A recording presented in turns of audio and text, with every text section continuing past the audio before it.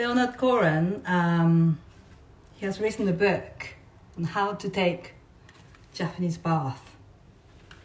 It's quite good. It's illustrated by a famous Japanese manga artist. He's called Maruo Tsuehiro. It's kind of weird for me to see his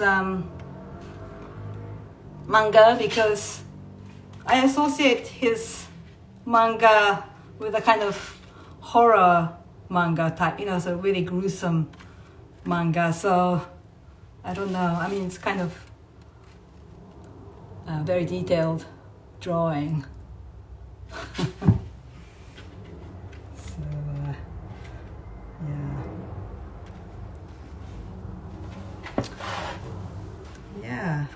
so welcome to Architecture Foundation Bedtime Stories. My name is Yuki Sumner.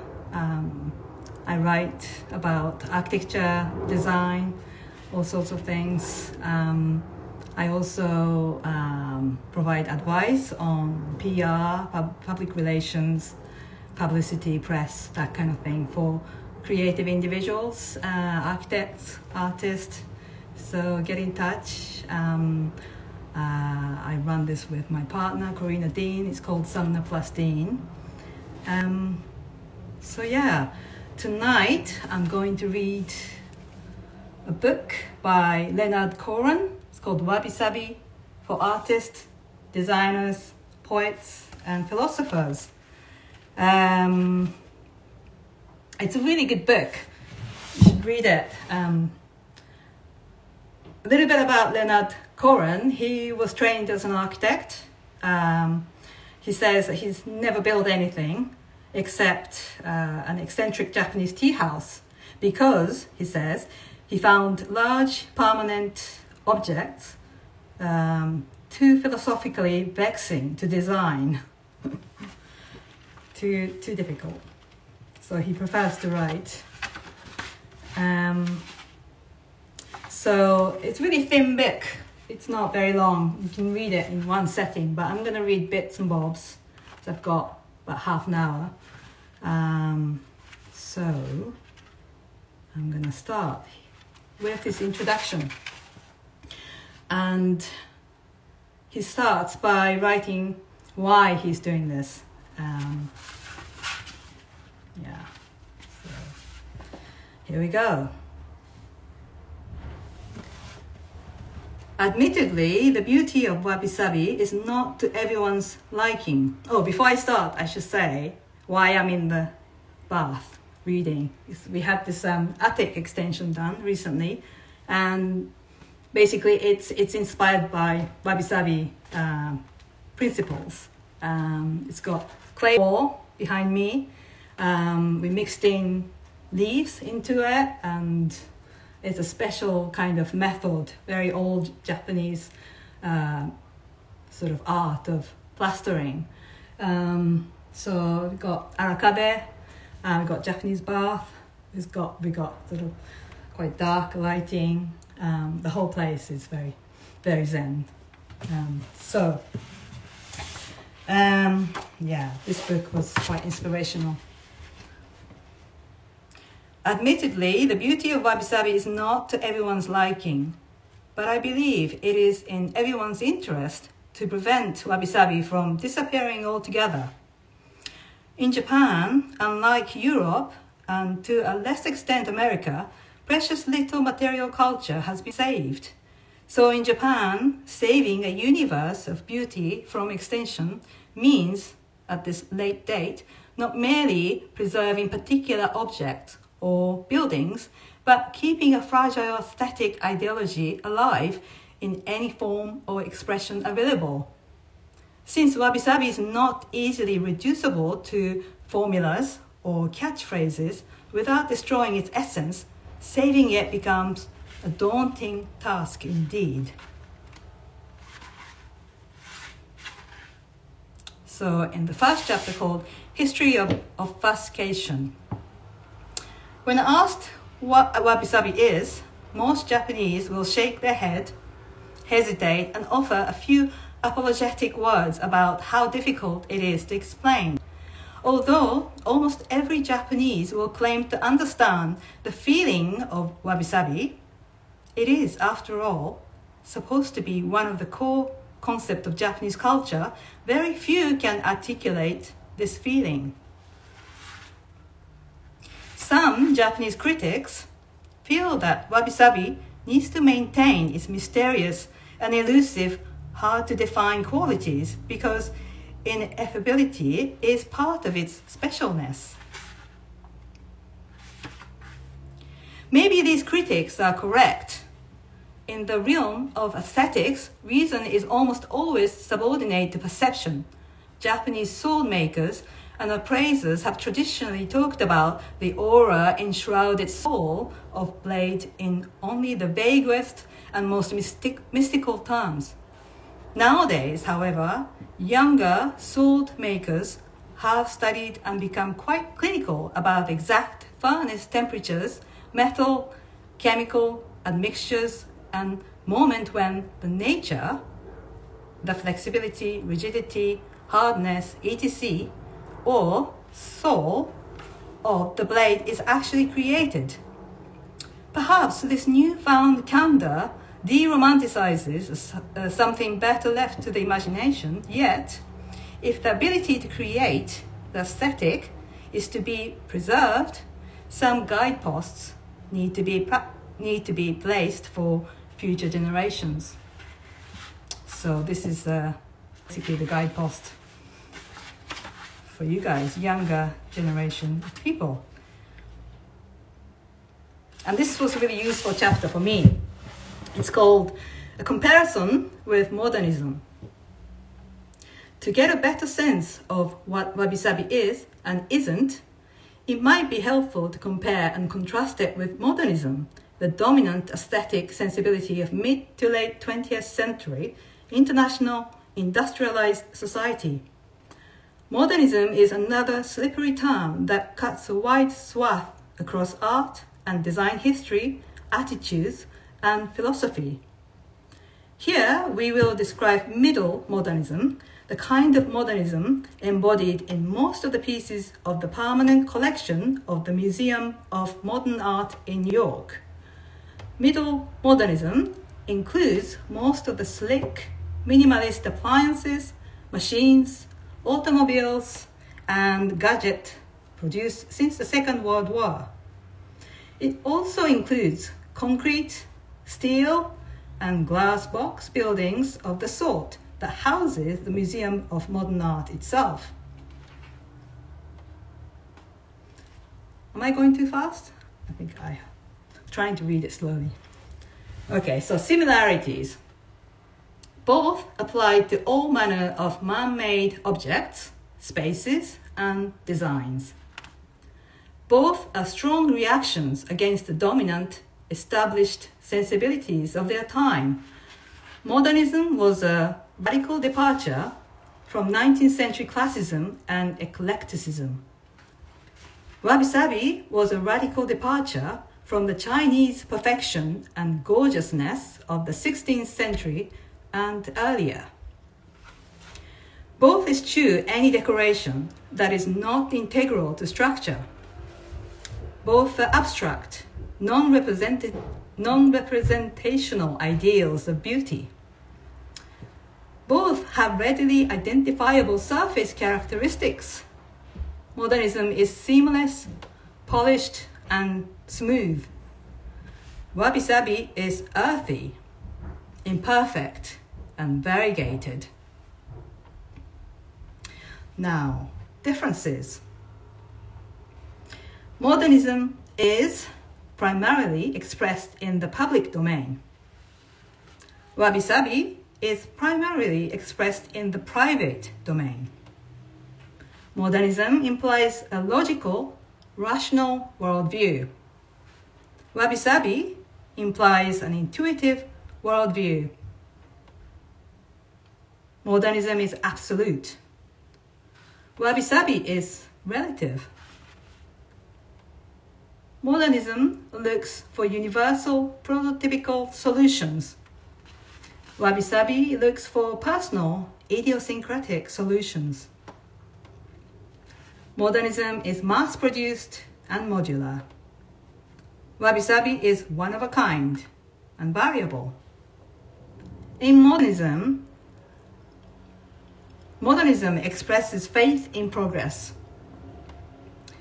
In Wabi-sabi, there is no progress. Modernism is future-oriented. Wabi-sabi is present-oriented. Modernism believes in the control of nature. Wabi-sabi believes in the fundamental uncontrollability of nature. Modernism romanticizes technology. Wabi-sabi romanticizes nature. Modernism has geometric organization of form, sharp, precise, definite shapes and edges. Wabi-sabi has organic organization of form, soft, vague shapes and edges. Goes on a bit more. In modernism, the box is used as metaphor, rectilinear, precise, contained. I really like this one. In Wabi-sabi, the ball is used as a metaphor, free shape, open at the top. Modernism uses man-made materials. Wabi-sabi uses natural materials. Modernism is ostensibly slick. Wabi-sabi is ostensibly crude. Modernism needs to be well maintained. Wabi-sabi accommodates to degradation and attrition. In modernism, purity makes its expression richer. In Wabi-sabi, corrosion and contamination makes its expression richer. Modernism solicits the reduction of sensory information. Wabi-sabi solicits the expansion of sensory information. Modernism is intolerant of ambiguity and contradiction. Wabi-sabi is comfortable with ambiguity and contradiction. Modernism is cool. Wabi-sabi is warm. Modernism is generally light and bright. Wabi-sabi is generally dark and dim. In modernism, function and utility are primary values. In Wabi-sabi, function and utility are not so important. In modernism, perfect materiality is an ideal. In Wabi-sabi, perfect immateriality is an ideal. Modernism is everlasting. In Wabi-sabi, to everything there is a season. This really makes everything very clear. Okay, on to next chapter. Wabi-sabi, spiritual values. What are the lessons of the universe? Truth comes from the observation of nature. The Japanese have tried to control nature where they could, as best they could, within the limits of available technology. But there was little they could do about the weather. Hot and humid summers, cold and dry winters, and rain on the average of 1 out of every 3 days throughout the year, except during the rainy season in early summer when everything is engulfed in a fine wet mist for 6 to 8 weeks. You thought England was bad. And there was little they could do about the earthquakes, volcanic eruptions, typhoons, floods, fires, and tidal waves that periodically and unpredictably visited their land.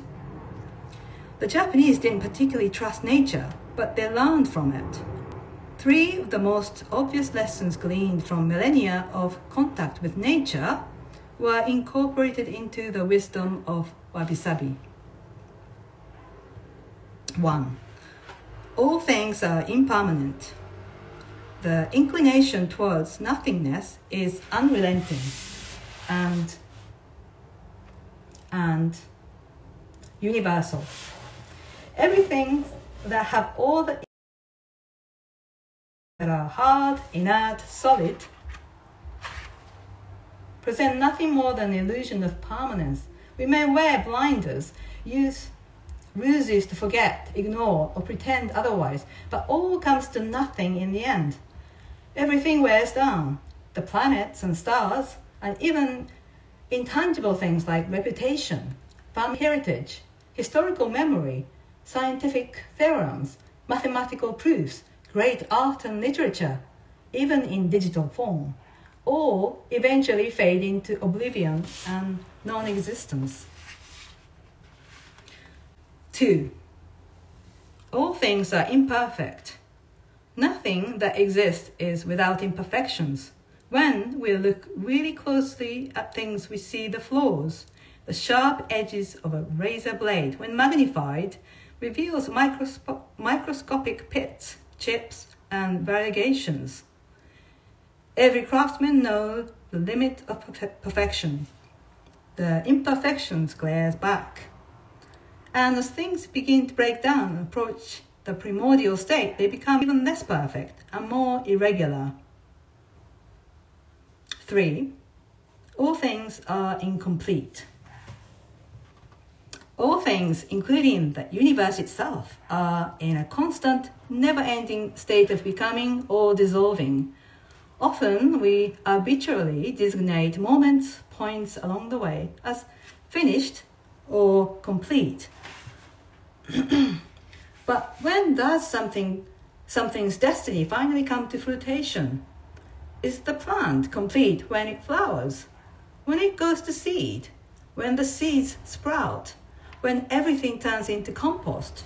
The notion of completion has no basis in Wabi-sabi. Greatness exists in the inconspicuous and overlooked details. Wabi-sabi represents the exact opposite of Western ideal of great beauty as something monumental, spectacular, and enduring. Wabi-sabi is not found in nature at moments of bloom and lushness, but at moments of inception or subsiding. Wabi-sabi is not about gorgeous flowers, majestic trees, or bold landscapes. Wabi-sabi is about minor and the hidden, the tentative and ephemeral, things so subtle and evanescent that are invisible to vulgar eyes. Like homeopathic medicine, the essence of wabi-sabi is apportioned in small doses. As the dose decreases, the effect becomes more potent, more profound. The closer things get to non-existence, the more exquisite and evocative they become. Consequently, to experience wabi-sabi means you have to slow way down, be patient, and look very closely. Beauty can be coaxed out of ugliness. I like this bit. Wabi-sabi is ambivalent about separating beauty from non-beauty or ugliness. The beauty of wabi-sabi is in one respect, the condition of coming to terms with what you consider ugly. Wabi-sabi suggests that beauty is a dynamic event that occurs between you and something else. Beauty can spontaneously occur at any point, any moment, given the proper circumstances, context, or point of view. Beauty is thus an altered state of consciousness, an extraordinary moment of poetry and grace. To the wealthy merchants and samurais and aristocrats who practiced tea, a medieval Japanese farmer's hut, which the wabi-sabi tea room was modeled on, was a quite lowly and miserable environment. Yet, in the proper context, with some perceptual guidance, it took on exceptional beauty. Similarly, early wabi-sabi tea utensils were rough, flawed, and of undistinguished muddy colors. To tea people, accustomed to the Chinese standards of refined, gorgeous, and perfect beauty, they were initially perceived as ugly. It is almost as if the pioneers of wabi-sabi intentionally looked for such example of the conventionally not beautiful. Homely but not excessively grotesque, and created challenging situations where they would be transformed into their opposite.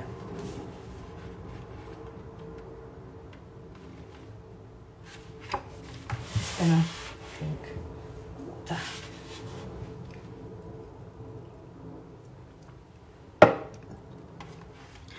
Okay, the next chapter, I think is the final chapter I'm reading to you. I thought it was quite useful for architects. It's called The Material Qualities of Wabi-sabi. Objects, motifs, juxtapositions express our understanding of the universe or create that understanding in others? Question mark. The suggestion of natural process. Things wabi-sabi are expressions of time frozen. They are made of materials that are visibly vulnerable to the effect of weathering and human treatment. They record the sun, wind, rain, heat, and cold in a language of discoloration, rust, tarnish, stain, warping, shrinking, shriveling, and cracking. Their nicks, chips, bruises, scars, dents, peeling, and other forms of attrition are a testament to histories of use and misuse.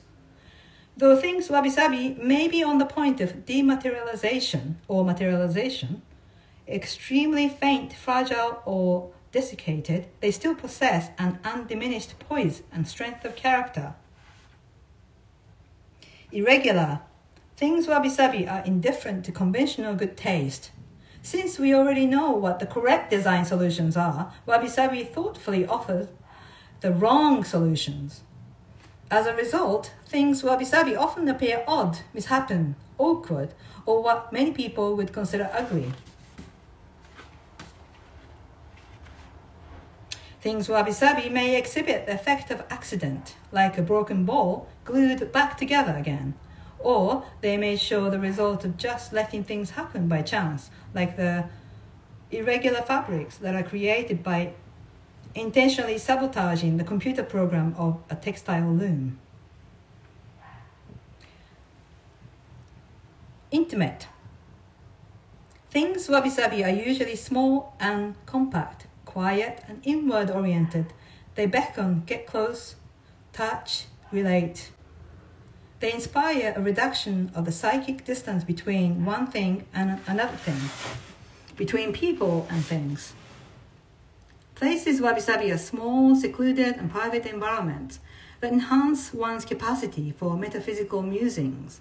Wabi-sabi tea rooms, for example, may have fewer than 100 square feet of floor space.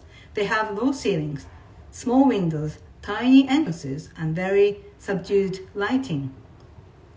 They are tranquil and calming, enveloping and womb-like. They are a world apart, nowhere, anywhere, everywhere. Within the tea room, as within all places wabi-sabi, every single object seems to expand in importance in inverse proportion to its actual size. Unpretentious. Things wabi-sabi are unstudied and inevitable looking. They do not blare out, I am important, or demand to be the center of attention. They are understated and unassuming, yet not without presence or quiet authority. Things wabi-sabi really easily coexist with the rest of their environment. Things wabi-sabi are appreciated only during direct contact and use. They are never locked away in a museum. Things wabi-sabi have no need for the reassurance of status or the validation of market culture. They have no need for documentation of provenance. Wabi-sabi-ness in no way depends on knowledge of the creator's background or personality. In fact, it is best if the creator is of no distinction, invisible or anonymous. Earthy.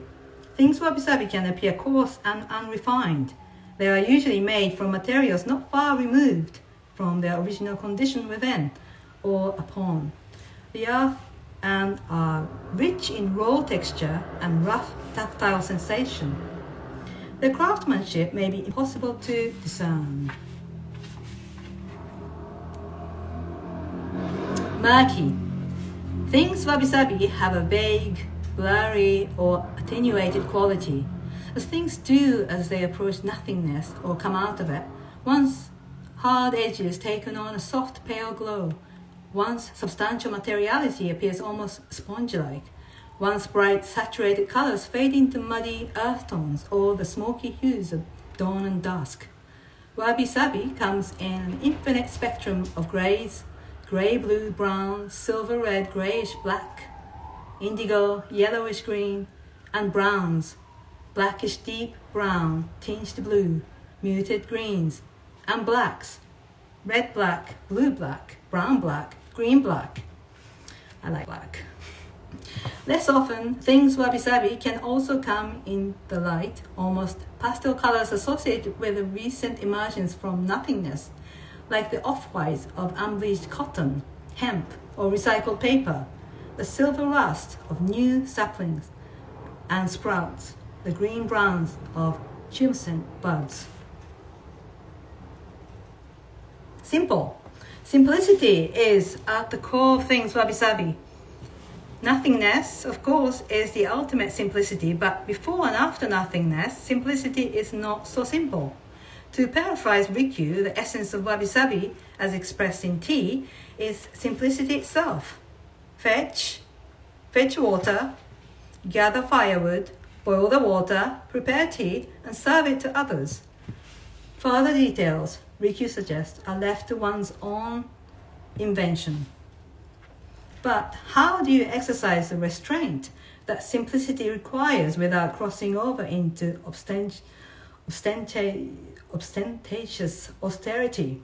How do you pay attention to all the necessary details without becoming excessively fussy? How do you achieve simplicity without inviting boredom?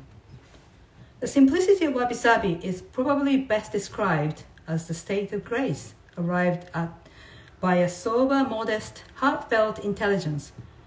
The main strategy of this intelligence is economy of means. Pare down to the essence, but don't remove the poetry. Keep things clean, unencumbered, but don't sterilize. Things wabi-sabi are emotionally warm, never cold.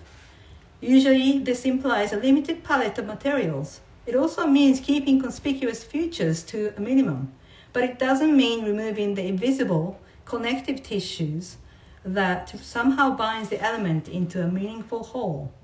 It also doesn't mean in any way diminishing something's interestingness. The quality that compels us to look at that something over and over and over again. That's it. That's the end of it. Please, I hope you enjoyed my reading and you'll have a great evening.